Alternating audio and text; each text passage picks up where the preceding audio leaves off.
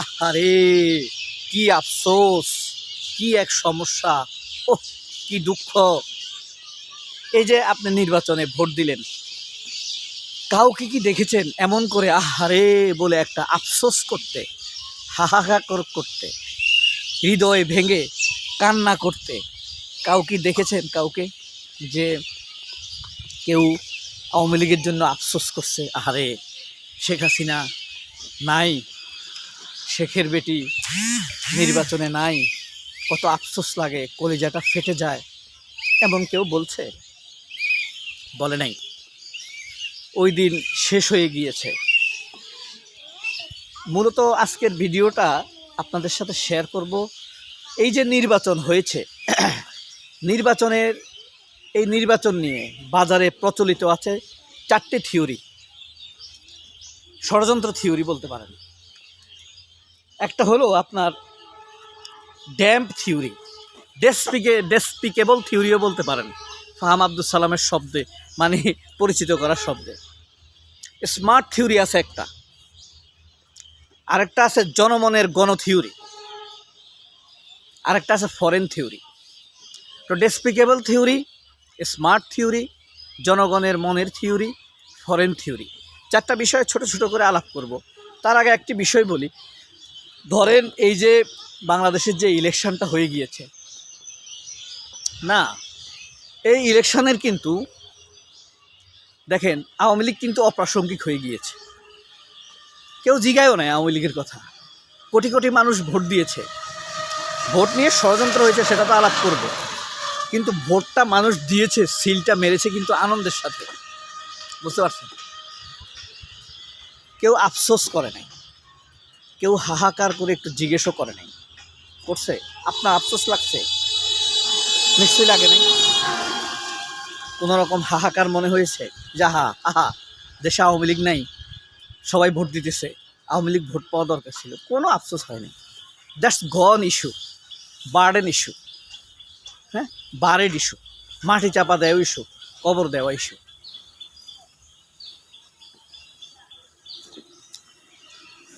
এই যে আওয়ামী লীগ অপ্রাসঙ্গিক হয়ে গিয়েছে, মানুষ আনন্দের সাথে ভোট দিয়েছে, এই জিনিসটি প্রমাণ হয়েছে। বাংলাদেশে ফ্যাসিবাদ, খুনি, গুমকারী, লুটকারী শেখ হাসিনা এবং আওয়ামী লীগের যে মনস্তাত্ত্বিক ভোটের পতন হয়েছে, রাজনৈতিক পতন হয়েছে, এটা ভোটের মাধ্যমে স্পষ্ট হয়েছে। তার ফ্যাসিবাদীর দোসর সহযোগী জাতীয় পার্টিও অপ্রাসঙ্গিক হয়েছে। এবং বাংলাদেশের পত্রপত্রিকাগুলো, মিডিয়া, একমাত্র আমার দেশ ব্যতীত সবার মুখোশ দ্বিতীয়বারের মতো বিশ্রী, নোংরা, অপরিষ্কার, অপরিচ্ছন্ন মিথ্যাবাদের কঙ্কাল দেখা গিয়েছে। আমরা সাংবাদিক দেখি নাই, আমরা ফ্যাসিবাদের লুকায়িত কর্মীদেরকে দেখেছি। বিশ্বাস হয়েছে না? নিশ্চয়ই হয়েছে। শেষ। এবার আমরা 4টা থিওরি, ড্যাম থিওরির কথা বলি। বাংলাদেশে প্রচলিত আছে, সবাই বলে যে ভোট ভালোভাবেই চলছিল, যখন দেখা গেল যে একের পর এক জামাত জিতে যাচ্ছে, তখন ওয়াকার,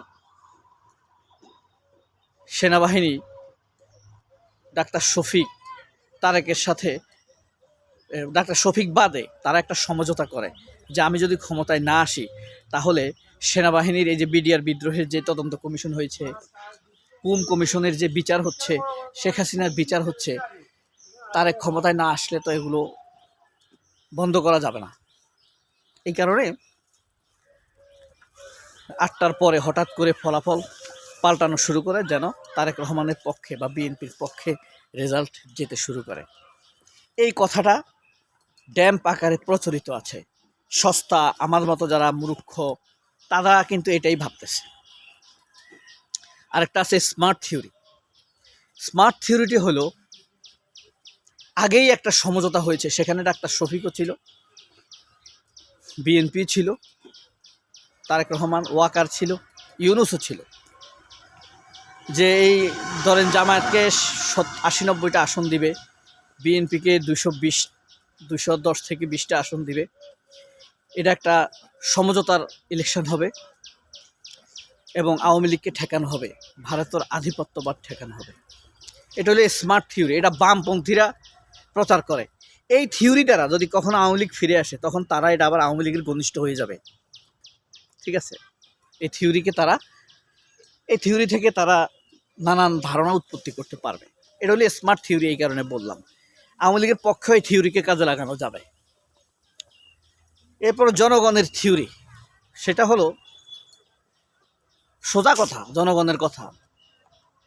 মানুষ ঢাকা থেকে দূর দূরান্তে তার জেলায় নিজ উদ্যোগে ছুটে গেছে, নিজের ভাড়া দিয়ে কষ্ট করে ছুটে গেছে শুধু ভোট দেওয়ার জন্য।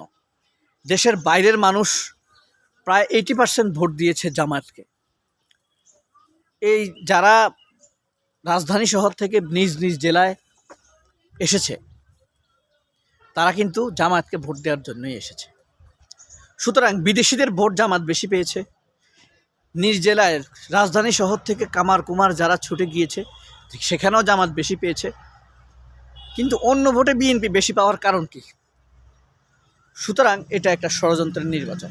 সোজা হিসাব, জনগণ সহজভাবে তার নজরে সে কিন্তু এটাই দেখেছে যে হ্যাঁ, সহজ, বিদেশে মানুষ যারা থাকে তাদের 80% জামায়াতকে ভোট দিছে। গ্রামের মানুষ ছুটে আসছে জামায়াতকে ভোট দেওয়ার জন্য। কিন্তু প্রশাসন, ভারতপন্থী শক্তি চায় নাই যে জামায়াত ক্ষমতায় আসুক। এটা হলো জনগণের মনো থিওরি। 3টা থিওরি বললাম। 4 নম্বর থিওরিটা হলো ফরেন থিওরি। সেটা হলো আমেরিকা বলছে জামায়াতকে আরও কিছু সময় আমরা দেখি, তাদেরকে যেহেতু আমরা পছন্দ করি, দীর্ঘদিন তাদের সাথে কাজ করব, জামায়াত ক্ষমতায় আসলে দীর্ঘদিন ক্ষমতায় থাকবে। সুতরাং তাদেরকে বিরোধী দলে রেখেও আমরা একটু দেখাশোনা করি, সমঝোতা হোক, আরও আগাক। তাছাড়া গাড়ি যাচ্ছে, শব্দ হচ্ছে, এই কারণে একটু থেমে আছি।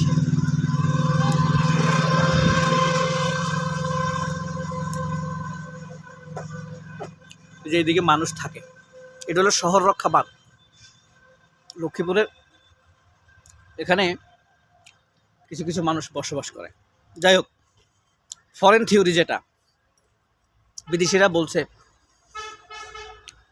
আর একটু দেখি আমরা জামাতকে, সেই সাথে বিএনপি তাল মিলেছে। হ্যাঁ, এবার আমাদেরকে নিয়ে আসেন ক্ষমতায় প্রথমবারের মতো, পরে আপনারা জামাতকে দেখেন, তবে আমাদেরকে সংখ্যাগরিষ্ঠ আসন দেন।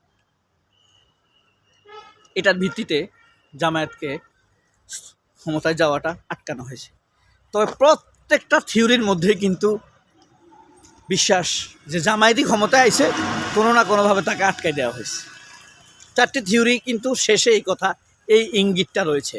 হ্যাঁ, ভোট জামাত পাইছে, কেউ আছে সেনাবাহিনীর কারণে, কেউ আছে ভারতের কারণে, কেউ হয়েছে ফরেনদের কারণে, কেউ হয়েছে প্রশাসন টাকা খেয়ে, হাজার হাজার কোটি টাকা খেয়ে এটা করছে।